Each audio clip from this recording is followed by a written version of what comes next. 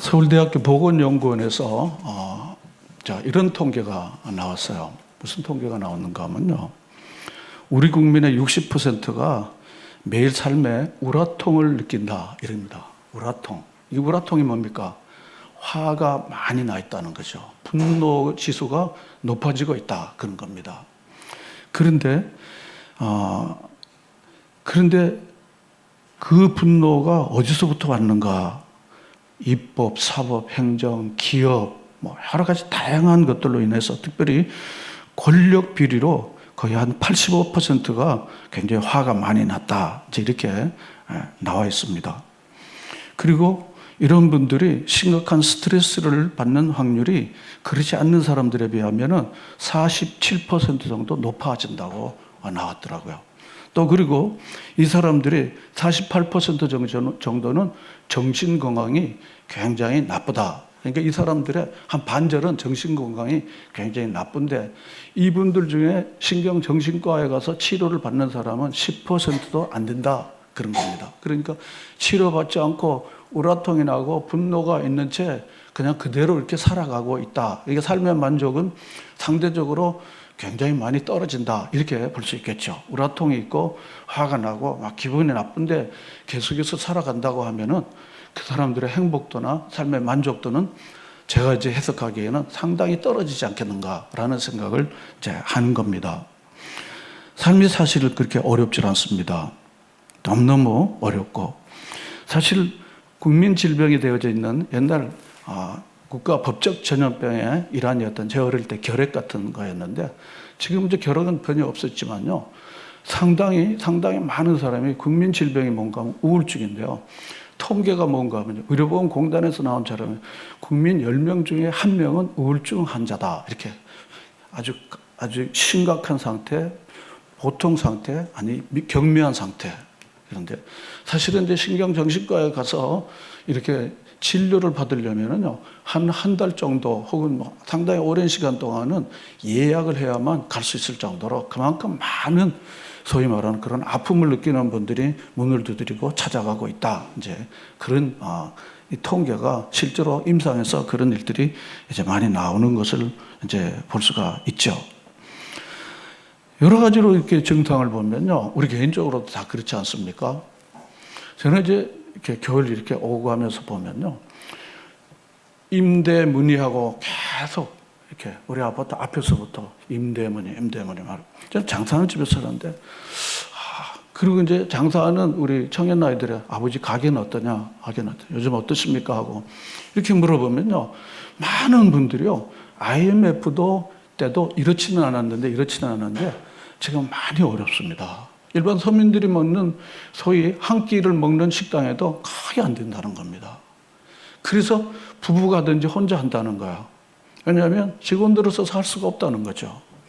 이게 얼마나 삶이 얼마나 많이 어려워졌는지 몰라. 어느 분야이든지 다 이렇게 어려워지는 거야. 그러니까 우울지수가 아무래도 장사 안 되면 우울지수가 높아질 수밖에 없고 삶의 행복도는 좀 떨어지게 되는 거죠. 떨어지는 거죠. 제가 어젠가 표를 얻으려고 성소수자 사람들하고 같이 만나서 제가 대통령이 되면은 반드시 차별금지법 그리고 성소수자들을 인정하는 법을 반드시 통과시키겠습니다. 이렇게 얘기를 하는데 제가 마음속에 이렇게 들으면서 사실은 감정적으로 화가 났다기보다도 좀 화가 조금 이렇게 기분이 많이 나빴습니다. 저런 자가 우리나라를 다스리면 어떻게 대통령이 되면 어떻게 할까 하는 마음이 잠을 못 잔 건 아니지만요, 굉장히 화가 좀 났습니다. 그리고는요, 우리나라가 계속 인구가 계속 감소되는데요, 제가 대통령이 되면은 낙태하는데 의료보험이 적용될 수 있도록 다 하겠습니다. 이러는 거예요. 이게 나라를 살리려고 하는 것인지 아니면은 나라를 지금 무너뜨리려고 하는 것인지 인기를 얻으려고 하는 것인지 그게 은근히 마음속에 좀 이렇게 화가 좀 났습니다. 왜냐하면 하나님을 싫어하는 일을 표를 얻으려고 행하는 이런 모습들이 점점점 우리 사회 각처에서 점점점 일어나고 있는 것을 보면 정말 너무 아파요. 낮술 이런 것도 보여. 근데 대낮에 술을 먹으면 어떡하겠어요. 낮술 이런 거야. 저는 처음엔 그걸 몰랐었어요. 경춘에 이렇게 지나다가 보면 대실 이러는 거예요. 이게 대실이 뭐야? 호텔 같은데 그런데 대실 그러는 거야. 저게 뭔 뜻이야, 대실이? 나중에 알고 보니까요. 대낮에 나쁜 짓 하는 사람들에게는 저녁에 받는 세보다 그 방세보다 반을 받겠다 이러는 거예요. 정말 너무너무 마음이 이렇게 아픈 거야, 아픈 거야, 그게. 어째 이렇게 될 수 있는가? 점점점 우리 사회 구석이에요, 구석에. 이 깡패 러시아가요, 푸틴이요. 자기들이 점령한 땅에 우크라이나 군인을 다 철수시키면은 그때는 휴전을 하겠다는 거야. 우리는 앞으로 3년이고 5년이고 전쟁할 수 있는 준비가 충분히 돼 있기 때문에 이번에 휴전 또 안 된 거야. 이렇게 너무 슬픈 거야, 슬픈 거야. 너무너무 뭐 이런 얘기를 하려면 한두 끝도 없잖아요. 한두 끝도 없잖아요. 너무너무 세상은요, 우리에게 기쁨을 주기는 커녕요, 너무너무 마음이 이렇게 슬프고 참 어려운 일이 많이 있습니다. 저는 이제 다시 요한계시록으로 가서 이야기를 좀 드리려고 합니다.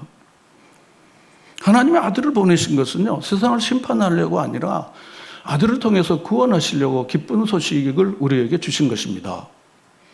그런데 오늘 본문 요한계시록 7장은요, 요한계시록 6장 다음에 7장이잖아요. 그 6장에 보면요, 6장 마지막 절인 17절에 보면 제가 이걸로 오늘 말씀의 제목을 잡았습니다. 6장 17절을 우리 다 같이 읽어보겠습니다. 시작.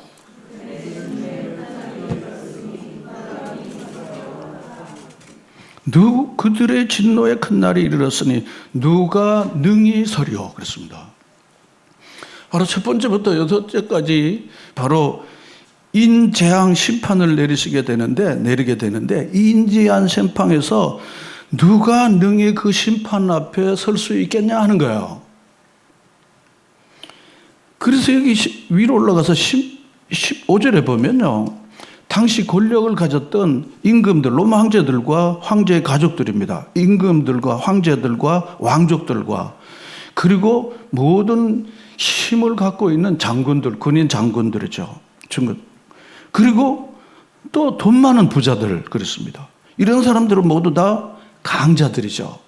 강자들과 그리고 또 다음에는 뭐니까 자유인입니다. 자유인이 그렇습니다. 그런데 뿐만 아니라 그 앞에 모든 종과 그랬습니다. 그러니까 강한 자든 약한 자든 부요한 자든 그리고 가난한 자이든 이 종인 노예들이건 간에 굴과 산들의 바위 틈에 숨어 그렇습니다. 바위 틈에 막 숨은 거예요. 왜냐하면 이 재앙에서 살아남으려고. 그러는데 16절에 보면요, 어린 양의 진노에서 우리를 가리랴 하는 말입니까? 피할 수 있다 없답니까? 피할 수가 없다 하는 것입니다. 없다는 것입니다. 앞서서 보면요, 바로 이 적그리스도가 흰말을 타고요, 그리고는요, 그가 광명의 천사처럼 나타나지만 그들은 뭡니까? 멸관을 입고는 이기려고 했다 그랬어요. 다 이기려고 달라드는 거예요. 이게 바로 적그리스도인 바로 사탄의 무리들이 끝까지 이기려고 달라드는 거예요. 이기려고 달라들면요, 재간이 없습니다. 이 푸틴 깡패가요, 계속해서 가지고 있는 힘을 가지고 백성들을 위해서는 쓸 수도 없고요. 그리고는 계속해서 공격하는데요, 우크라이나가 아무리 미국과 EU가 지원하도 태양할 체가 없어요. 태양할 체가 없다는 거죠. 그리고 나서 전쟁이 일어나고 경제적 기근이 일어나고 순교자들이 일어나고 그리고는요, 12절 이하에 보면요, 해와 달과 별들과 그리고 이 모든 전체 지구의 환경이 격변하는 거예요. 격변하게 됩니다. 그러니까 이런 심판대 앞에서 지상의 바로 땅의 4분의 1이 이 고통 가운데 있는데 거기에서 살아남을 자가 없다는 것입니다. 살아남을 자가 없다는 것입니다. 또 뿐만 아니라 누가 능히 서리하는 말은 설 수 있다는 말입니까? 설 수 없다는 말입니까? 설 수가 없다는 거예요. 이 심판 앞에서 누구든 뭐 로마 황제건 왕족이든 뭐 장군들이건 뭐 부자들이건 뭐 강한 자들이건 아무도 거기서 설 수가 없다는 것입니다. 심판의 강력한 능력을 말하는 것이죠. 이게 바로 지금이 6장의 마지막인데요. 그런데 사실은 7장 1절은 알고 보면요. 6장 18절입니다. 성경이 이 장별로 나눈 거는요, 편집하는 분들이 내용 이해를 위해서 만들어 놓은 거지, 성령의 영감받은 요한이 여기까지는 6장이에요, 여기까지는 7장이에요, 이렇게 한 건 아닙니다. 그러니까 7장 1절은 알고 보면 6장 몇 절입니까? 18절인 거예요. 18절인데요. 그 7장 1절에 뭐라고 시작합니까? 2일 후에 그럽니다. 6가지 재앙이 인심판이 일어난 이후에, 이렇게 논리적으로 우리가 볼 수 있지 않습니까? 일어난 이후에 있는 것입니다. 일어난 이후에 여기 1, 2, 3절이 무엇인가 하면요. 재앙을 멈추게 하는 것입니다. 멈추게 하는 것입니다. 왜냐하면 내가 이마에 인을 뗄 때 붙이려고 그러니까 이마에 인을 붙이기까지는 재앙을 스톱시키는 것입니다. 이마에 인침 받은다가 누군가 하면 14만 4천이라고 하는 자기 백성들을 말하는 것입니다. 자기 백성들을요. 자, 본문 여기 1절 이하에 보면요. 네 천사가 땅 네 모퉁이에 그렇습니다. 동서남북 말하는 것입니다. 네 모퉁이 바로 동서남북인데 선 곳을 보니 땅의 사방에 바람을 붙잡아 바람으로 하여금 땅이나 바다에나 각종 나무에 뭐 하지 못하겠습니까? 불지 못하게. 태풍을 못 일으키고 재난을 일으키지 못하더라고요. 재난을 있죠. 해풍이 일어나면 바다가 땅이 그렇게 되는 거죠. 각종 나무에 불지 못하도록 그렇게 엄명을 내린 것입니다. 하는 보낸 이 네 천사가요. 그리고 이제 두 번째로 보면 또 봤는데 요한이 환상 가운데 봤는데 다른 천사가 살아계신 하나님의 인을 가지고 해 돋는 데부터 올라가서 땅과 바다를 해롭게 할 뭘 가졌습니까? 권세를 받은 네 천사에게 큰 소리로 외친 거예요. 자그마한 소리를 하면요, 못 들으면요 안 되니까 큰 소리로 외친 거야. 큰 소리로 외친 것입니다. 뭐라고 외쳤는가 하면 3절에 이르되가 그거잖아요. 우리 3절 읽겠습니다. 이르되 우리가 우리 하나님의 종들의 이마에 인치기까지 땅이나 바다나 나무들을 해하지 말라 그랬습니다. 언제까지요? 이마에 인을 치기까지 땅과 바다나 나무들을 해치지 말아라 그런 것입니다. 해치지 말라. 왜냐하면 지금 이 천체 변화와 지구의 변화가 있고 태풍이 일어나갖고 계속하면요. 하나님의 거룩한 백성들조차도 이 심판 가운데 멸망당할 수 있기 때문에 하나님께서는 바로 이 사람들에게 이마에 도장을 찍기 전까지는 절대로 더 이상 해를 끼치지 않도록 하는 것을 하셨다는 것입니다. 이건 뭘 말하는 것입니까? 하나님이 자기 백성들, 성도들을 이 환난의 때에 어떻게 한다고요? 지키고 보호해 주신다는 것을 말하는 것입니다. 지키고 보호해 주시겠다는 것입니다. 그런데 본문 여기 4절을 다 같이 읽겠습니다. 시작. 내가 인침을 받은 자의 수를 들으니 이스라엘 자손의 각 지파 중에서 인침을 받은 자들이 14만 4천이다. 그러니까 이마에 도장을 받은 사람의 총 숫자가 몇입니까? 14만 4천입니다. 이 14만 4천이 이게 바로 오늘날 신천지의 소위 이만희가 이 14만 4천을 가지고 계속해서 끌어모으고 하는 거야. 그래서 어느 지역은 누구 지파, 어느 지역은 무슨 지파. 그래서 저도 12,000명은 문자적으로 이 숫자를 채워야 된다는 거야. 그래서 직장도 버리고 가정도 버리고 부모도 버리고 그리고 여기 속해야만 14만 4천에 속하게 되어서 결국 재난에 면하게 되고 심판을 면하게 되고 휴거되어 들림받고 그리고 생명이 이른다 이렇게 주장하는 거야. 바로 그 14만 4천입니다. 제가 14만 4천 이제 설명을 하게 될 텐데요. 자, 인침을 받은 자의 수를 이스라엘 자손의 각 지파 중에서 인침받은 자들이 14만 4천이다. 그렇습니다. 14만 4천. 자, 그럼 이 14만 4천에 특별히 요한계시록은요, 숫자가 담겨있는, 숫자에서 담긴 의미를 찾는 일이 중요해요. 이 14만 4천은요, 12 곱하기 12 하면 뭐가 됩니까? 144가 돼요. 144 곱하기 1000을 하면 얼마가 나와요? 14만 4천이 되는 거예요. 자, 그러면 12는 뭘 말할까요? 구약의 야곱의 자녀들이 몇 지파요? 12지파. 신약의 예수 그리스도의 제자의 숫자가 몇이요? 12. 12하고 12 곱하니까 어떻게 해요? 144인 거예요.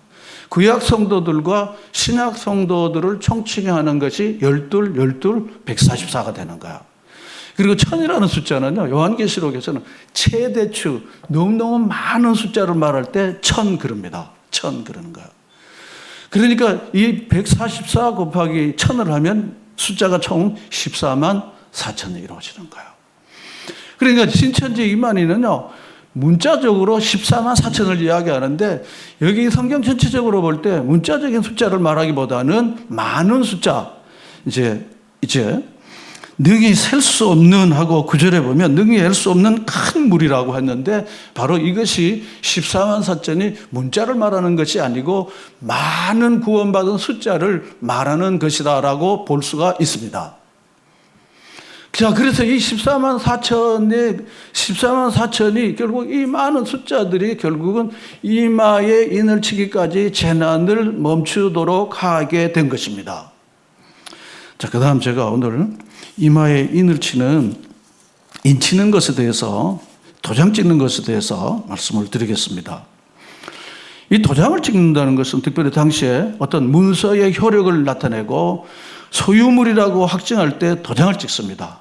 인주 가져와라. 그래갖고 도장을 찍은다. 그렇죠? 특별히 노예들을 거래할 때 노예 문서에 도장을 찍으면 그 노예는 더 이상 자기 게 아니고 주인의 소유물이 되는 겁니다. 그래서 소유권에 대한 보증으로서 이 도장 찍는 것입니다. 여기서 이는 강력한 심판의 천사들이 행하는 파괴로부터 하나님의 백성을 보호하려는 의도로 이마에 도장을 찍게 되는 겁니다. 그러니까 하나님의 백성들이 인침을 받을 때까지 재앙이 연기되는 것은 재앙 가운데서도 하나님의 백성을 철저하게 하나님께서 어떻게 하신다고요? 지키고 보호해 주신다고 하는 것을 뜻하는 것입니다. 그런데 요한계시록 안에서 인치심은요, 여기 하나님의 거룩한 백성들의 인치시는 것만 말하는 게 아니라 짐승에 인맞은 자들도 있습니다. 요한계시록에서 짐승은 뭔가 하면 당시 적그리스도를 상징하는 로마 황제를 칭하는 짐승들입니다. 바벨론 세력들을 말하는 것입니다. 바로 이 짐승의 인을 받은 사람들과 그리고 어린 양의 피로 구속받은 하나님의 거룩한 백성으로 인침을 받은 자로 대별되어져서 요한계시록은 말하는 것입니다. 오늘날에도 보면은 세상에 눌려서 세상을 쫓아가는 사람들은 바로 짐승의 인을 맞는 것입니다. 저들은 유대인이나 알고 보면 무슨 집단이라고 그랬습니까? 사탄의 무리더라 그런 것입니다. 저들은 그렇지만 사실은 알고 보면은 저들은 바벨론에 속해 있지 하나님의 거룩한 백성에 속해 있지 않기 때문에 짐승의 뭘 받았다고요? 인을 받은 것입니다. 짐승의 인을 받은 것입니다. 그런데 이마에 오늘 하나님의 입맞은 자는 요한계시록 14장 1절에도 22장 4절에 있는데 짐승의 입맞은 자도요 13장, 14장, 24장, 20장에도 잘 나오고 있습니다. 제가 여러분들에게 질문합니다. 여러분 하나님 앞에서 여러분 자신이 생각해 볼 때 정말 하나님께서 우리에게 예수 그리스도의 피로 말미암아 구원받은 하나님의 자녀로 우리가 확증되고 그리고 도장이 찍혀진 것에 대하여 여러분 진실한 마음으로 감사가 여러분들에게 일어나기를 바랍니다. 이것보다 중요한 일이 없습니다. 왜냐하면 심판은요 성경대로 반드시 어떻게 해요? 지금도 심판이 이루어지지만 어떻게 심판이 이루어질까요? 안 이루어질까요? 이루어지고 있습니다. 저희 아파트에 11층에 사시는 분이 계세요. 부부가 얼마나 경건하신 분이 몰라요. 이분들이 학원을 운영하시는데요. 나머지 짬나면요. 가운데학교 가서 꼭 전도를 그렇게 하십니다. 열심히 이분들이 하셔요. 그리고 항상 이렇게 누군가를 상담하고 복음을 전하는 모습들을 늘 이렇게 봅니다. 그래서 같이 얘기를 하는데요. 제가 그랬죠. 5월달 날씨가 어떻게 이렇게 자꾸 찌뿌둥하고 5월에 뭐 이렇게 비도 오고 자꾸 이렇게 춥기도 하고 왜 이러지 이게 기상이변이네 그랬더니 이분이 주님 오실 날이 가까웠죠. 주님 오실 날 금방 대답 나오는 거야. 주님 오실 날이 가까웠죠. 이런 성경을 아니까요. 시대의 징조를 아니까요. 그러면서 처처에 지진과 기근이 일어날 것, 민족이 대결하고 전쟁이 일어날 것, 적그리스도가 일어날 것이고, 또 뿐만 아니라 뭡니까? 사랑이 식어지고, 이해관계에 의해서 사랑은 점점 없어지게 됐습니다. 바로 이게 말세의 징조인데, 기상이변은요, 이미 우리가 피부로 느끼고 있지 않습니까? 올여름이 역대 가장 더운 여름이 될 거라고 그래요. 또 내년도에는요, 내년의 여름이 역대 가장 더운 여름이 될 것이라고 예견하는데, 사실 그런 거예요. 그러니까 임박한 심판은요, 지금 이제 눈앞에 오게 된 것입니다. 이 심판이 반드시 이제 땅의 4분의 1인데요. 그 다음에 땅의 3분의 1, 그 다음에 땅의 전체 이제 재앙의 심판이 이제 내리게 될 겁니다. 성경대로 되니까. 여러분, 성경대로 되는 걸 믿습니까? 이 믿음이 우리에게 중요한 것입니다. 내 마음대로 되지 않고 통치자들에 의해서 되는 게 아니라 성경의 하나님의 말씀대로 세상은 이루어진다는 사실을 여러분과 제가 믿는 것입니다. 믿는 것입니다. 자, 그러므로 인침받는다는 것이 무엇입니까? 인침받는다는 게 무엇입니까? 환난에서 능히 이겨내는 것입니다. 환난에서 이겨내는 것입니다. 여기 14절에 보면요. 14절에 보면 그가 나에게 이르되 이는 큰 환난에서 나오는 자들인데, 그런 것입니다. 큰 환난에서 나오는 겁니다. 대환난이라고 이렇게 말하잖아요. 대환난에서 나오는 자들인 것입니다. 환난에서 이기고 환난을 면하게 해주시는 것입니다. 뿐만 아니라 그 환난에서 면하게 하거나 이기게 하는 자들은 14절 하반절에 보면 그들은 어떤 자인가 하면 어린 양의 피에 그 옷을 씻어 어떻게 해요? 희게 된 자들 말하는 것입니다. 어린 양 예수 그리스도의 십자가의 피로 말미암아 죄사함을 얻고 그리고 하나님의 자녀가 되어진 이들이 인 맞은 자라는 것입니다. 인 맞은 자라는 것입니다. 자, 그러면은 인 맞았다는 것에 대하여 더 구체적으로 우리가 좀 설명할 필요가 있어요. 우리가 하나님의 인침을 받았는지를 어떻게 확인할 수 있겠습니까? 우리가 인침을 받았다는 것은 일시적으로 느낌이나 감정의 문제가 아니고 보다 사실적으로 설명하기 위해서는요, 우리가 출애굽 때 마지막 장자 재앙을 생각해야 합니다. 당시에 계속해서 마지막 바로의 강팍하고 이스라엘 백성들을 해방시키려고 하나님께서는요, 마지막 10번째 재앙이 뭡니까? 장자 재앙이었습니다. 장자 재앙이었습니다. 당시 모세를 통해서 하나님께서는요, 자기 백성들에게 양의 피를 문설주 임방에 다 바르도록 그렇게 하였습니다. 그렇게 했습니다. 자, 그런데 이스라엘은 바로를 비롯해서 애굽은 바로로부터 모든 이들이 장자 재앙으로 큰 슬픔을 당했는데, 그런데 장자 재앙에서 면한 자들이 누구입니까? 바로 이스라엘 자기 백성들 가운데 들은 자가 아니고 뭡니까? 순종하는 자들입니다. 들은 자가 아닙니다. 들은 자가 아니고 순종한 거예요. 만술지 임방에다가 양의 피를 묻힌다는 어떻게 합니까? 유월이잖아요. 뭡니까? 넘어간 게 패스오버한 겁니다. 넘어간 것입니다. 그래서 인친다고 하는 것은 이제 예수의 피로 말미암아 우리가 구원을 받고 하나님을 아버지라 부르고 나는 하나님의 자녀라고 하는 확증을 갖는 것을 말하는 것입니다. 그래서 세례가 중요하고요. 그리고 계속해서 예수 그리스도를 나의 주 나의 하나님이라고 고백하는 것이 그렇게 중요한 것입니다. 그것은 종교적인 한 형식이 아닙니다. 성만찬이 그냥 하나의 교회 의례적인 행사가 아닙니다. 매월 첫째 주에 그냥 의례적으로 하는 게 아닙니다. 바로 그리스도 예수가 나를 위하여 죽으시고 그리고 나에게 영원한 생명을 주시는 분이라는 것을 다시 기억하고 기념하고 확증하는 것입니다. 이게 바로 인을 친다는 것입니다. 인을 치는 것입니다. 가장 중요한 것은 우리가 입 맞은 것을 우리가 한마디로 설명하면요, 우리가 그의 소유로 된 것입니다. 그리고 우리가 믿음으로 우리가 주님을 받아들인 것입니다. 그래서 하나님을 우리의 구주와 왕으로 고백하는지를 통하여 우리가 인침을 확인하는 것입니다. 주는 나의 주인이시고 나의 왕이시고 나의 목자이십니다. 생명의 부활이십니다라고 진정으로 고백하는 자들은 인침을 받은 겁니까? 받지 않은 것입니까? 받은 것입니다. 받은 것입니다. 그래서 마음으로 믿고 입으로 고백할 때 구원이 이르는데 인침 받은 자가 그렇게 되는 것입니다. 여러분 모두 다 인침 받은 자로 살게 된 것을 하나님 앞에 감사하실 수 있기를 바랍니다. 자, 그런데 또 한 가지 우리가 확인해야 될 것은 뭔가 하면요, 느낌의 문제, 감각의 문제입니다. 생명의 특징은 뭔가 하면 감각이나 느낌이 있습니다. 느낌과 감각이 없으면 산 자가 아닙니다. 내가 하나님의 인칭을 받은 자라면 우리는 그분에 대한 어떻게 감각을 가지고 살게 되는 거예요. 예를 들면요, 주일날 예배에 참석하지 못했을 때 마음 안에 적지 않은 부담감이 생기게 됩니다. 이 부담감이 심하면요, 죄책감과 두려움으로도 나오게 됩니다. 내가 주의를 지키지 않은 것으로 하나님이 혹시 매를 치진 않을까? 우리가 이런 두려움이 많이 있습니다. 두려움이 있습니다. 하나님이 혹시 이것 때문에 바로 화를 내고 내 일을 망가뜨리지 않을까? 아니, 두려움이 있습니다. 저는 옛날 대학 시절에요, 시험 때 수요일 예배를 학생이 뭐 그렇게 나오는 게 당시에도 뭐 그렇게 없습니다. 근데 제가 수요일 예배를 갔어요. 그것도 저는 여기 효자동, 여기 효자초등학교 앞에 자취하던 학생이요.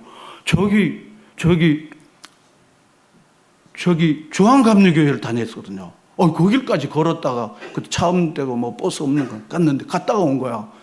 제가 왜 그렇게 갔을까? 그렇게 생각해 보면요, 내가 예배를 빠지고 공부를 하면 하나님께서 내일 시험을 망가뜨리게 할 것 같은 두려움이 있었던 거야. 그런 두려움이 있은 거야.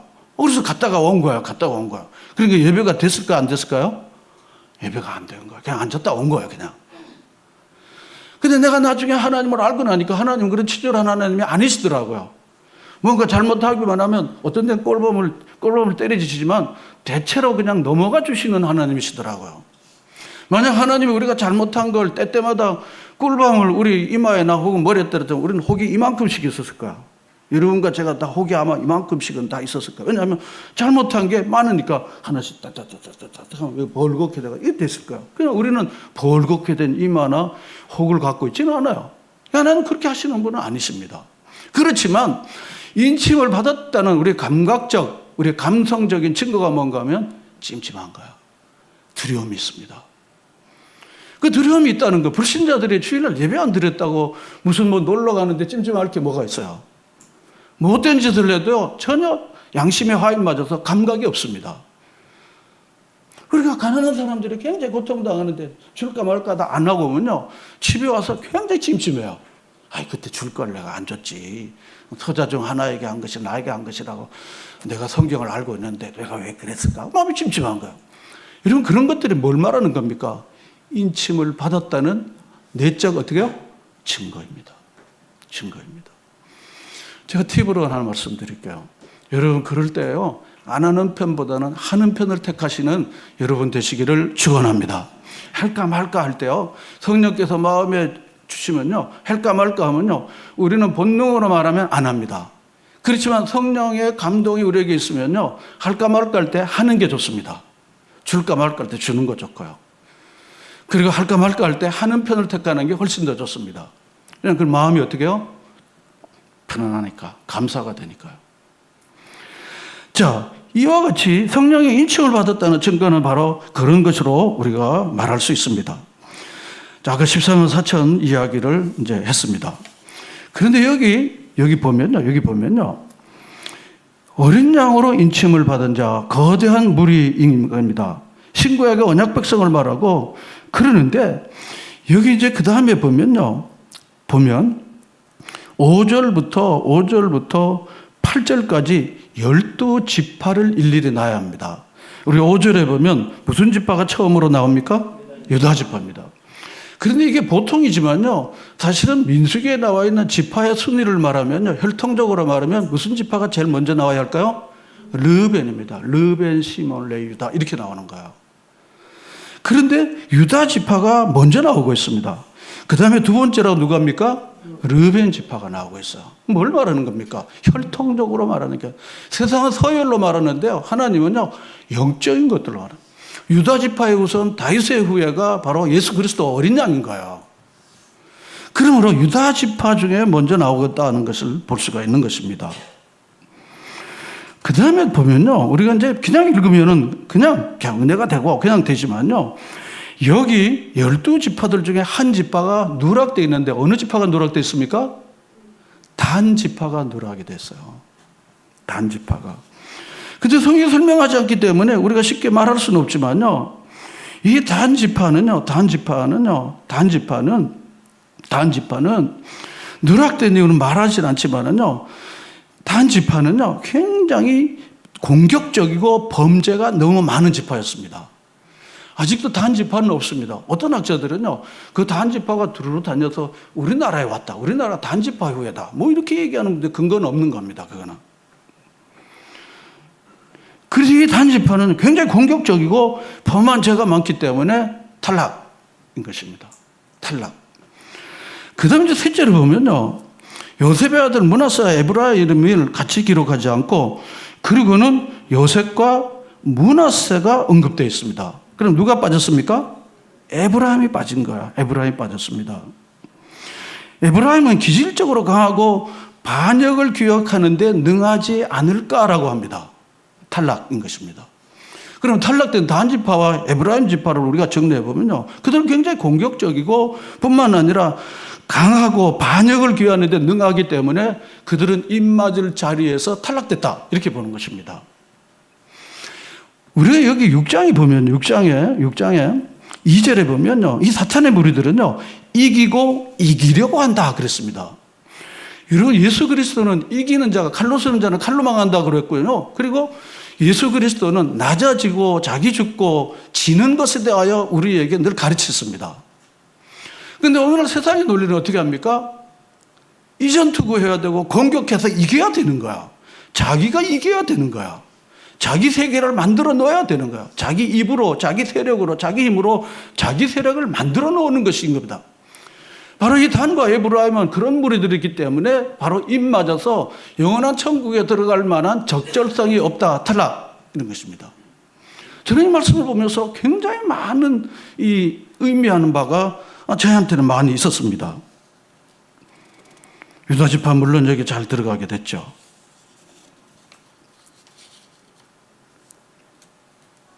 그래서 결국은 여기 본문에 이제 8절에 보면요, 인칭을 하던 자가 1만 2천 명이 됐다 그랬습니다. 1만 2천 명. 우리 9절을 읽고 오늘 말씀 마치겠습니다. 다 같이 읽겠습니다. 이 일 후에 내가 보니 각 나라와 족속과 백성과 방언에서 아무도 능히 셀 수 없는 큰 무리가 나와 흰옷을 입고 손에 종려 가지를 들고 보좌 앞과 어린 양 앞에 서서 큰 소리로 외쳐 이르되 구원하심이 보좌에 앉으신 우리 하나님과 어린 양에 있도다 하니. 거기까지만 보겠습니다. 본문 여기 7장 1절에도 2일 후에, 여기 본문 이제 두 번째 단락인 9절에도 2일 후에 그랬습니다. 2일 후에 내가 보니 그랬습니다. 내가 보니까 나라, 족속, 백성, 방언에서 능히 셀 수 없는 큰 무리, 바로 이 14만 4천을 칭하는 것입니다.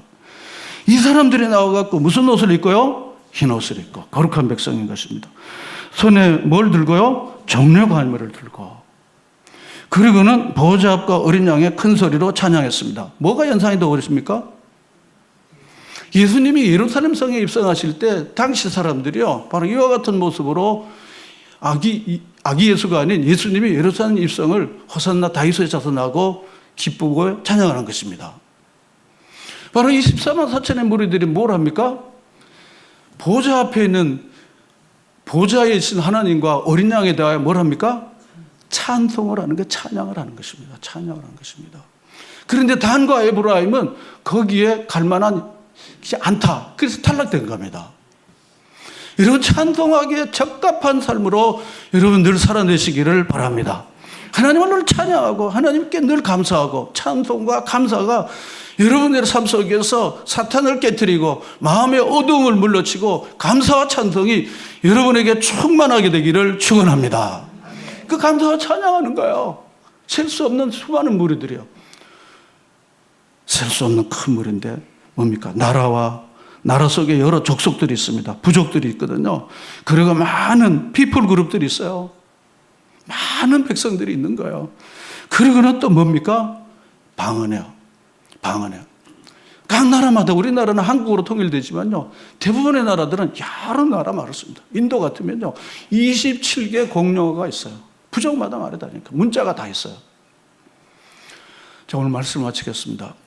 여러분, 하나님께서 이 어두운 시대에 우리에게 인을 쳐서 거룩한 백성으로 환난을 면하게 하고 영원한 생명을 주시는 하나님을 찬양하면서 이런 거룩한 행실과 경건으로 매일매일 살아가시기를 축원합니다.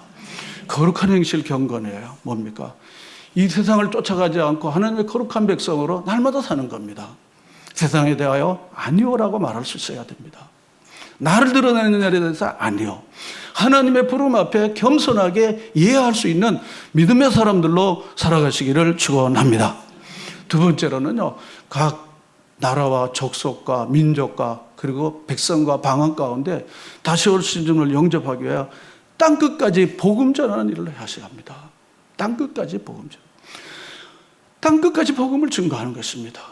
성령이 너희에게 마시면 너희가 권능을 받고 어디입니까? 예루살렘과 그 다음에 어디입니까? 유다. 그 다음에 어디입니까? 사마리아로. 그 다음에 어디입니까? 땅끝까지 내 증인이 되리라 그랬습니다. 마태복음 24장 14절은 이걸 우리에게 잘 말해주잖아요. 이 복음이 땅끝까지 증거되리니 그제야 뭐가 간다고요? 끝이 온다 그랬습니다. 여러분 땅끝이었습니까? 아직도 복음을 받아들이지 못하고 예수를 영접하지 못하고 짐승의 인을 맞은 무리들이 있는 곳이 바로 땅끝입니다. 지리적으로는 아무 의미가 없습니다. 왜냐하면 선교지가 우리 코앞에 왔으니까요. 그러므로 아직도 복음을 알지 못하는 데다가 거룩한 마음을 가지고 이런 거룩한 행실과 경건으로 선을 행하고요. 그리고는 땅끝까지 이 복음을 증거하는 일에 힘쓰는 우리 교회와 이 땅의 모든 교회와 여러분 모두가 되시기를 주님의 이름으로 축원합니다. 우리 다 같이 합심해서 오늘 주신 말씀을 기억하시면서 우리 다 같이 합심해서 우리 한 1, 2분 정도 우리 한번 기도하도록 하겠습니다. 할렐루야. 좋으신 하나님 아버지,